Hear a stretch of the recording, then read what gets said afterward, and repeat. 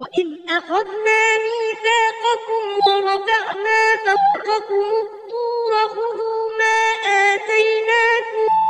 بقوة واذكروا ما فيه لعلكم تتقون ثم توليتم من بعد ذلك فلولا فضل الله عليكم ورحمته لكنتم من الخاسرين ولقد علمتم الذين اعتدوا منكم في السبت فقلنا لهم كونوا قردة خاسئين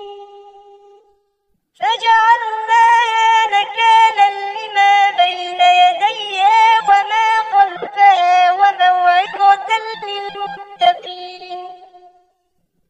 وإذ قال موسى لقومه إن الله يأمركم أن تذبحوا بقرة قالوا أتتخذنا هزوا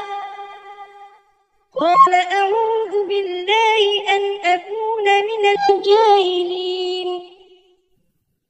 قالوا ادع لنا ربك يبين لنا ما هي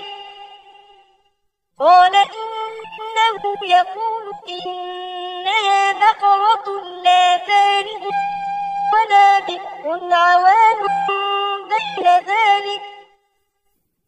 فافعلوا ما تؤمرون قال ادع لنا ربك يبين لنا ما لونها قال إنه يقول إنها بقرة صفراء فاقع لونها تسر الناظرين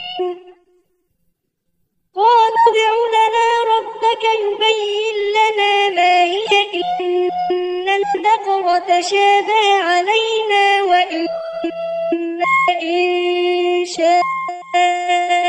الله لمهتدون